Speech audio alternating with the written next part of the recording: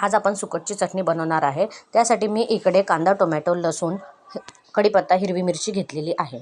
नंतर आपल्याला सुकट जी आहे ती तव्यामध्ये लाल रंग होईपर्यंत भाजून घ्यायची आहे आणि पाण्यामध्ये टाकायची आहे, जेणेकरून कचरा खाली बसतो. कढईमध्ये फोडणीसाठी तेल, राई, जिरं टाकायचं. त्याच्यानंतर लसूण टाकायचा. लसूण थोडा लाल झाल्याच्या नंतर कढीपत्ता घालायचा. कढीपत्ता टाकल्याच्यानंतर आपल्याला त्याच्यामध्ये मिरची घालायची आहे. मिरची भाजून झाली की त्यानंतर आपल्याला त्याच्यामध्ये कांदा टाकायचा आहे आणि कांदा चांगला लाल होईपर्यंत परतून घ्यायचा आहे. कांदा परतून झाल्याच्या नंतर आपल्याला त्यामध्ये टोमॅटो घालायचा आहे. टोमॅटो घालून चांगलं परतून घ्यायचं आहे. परतून झाल्याच्या नंतर आपल्याला हळद टाकायची आहे आणि मिक्स करून घ्यायचं आहे. त्यानंतर सुकट धुवून आपल्याला कढईमध्ये घालायची आहे आणि परतून घ्यायची आहे. मीठ घालून 5 मिनटं वाफेवर झाकण द्यायचं आहे स्लो गॅसवरती. त्यानंतर कोथिंबीर टाकून जेवायला वाढून घ्यायचं.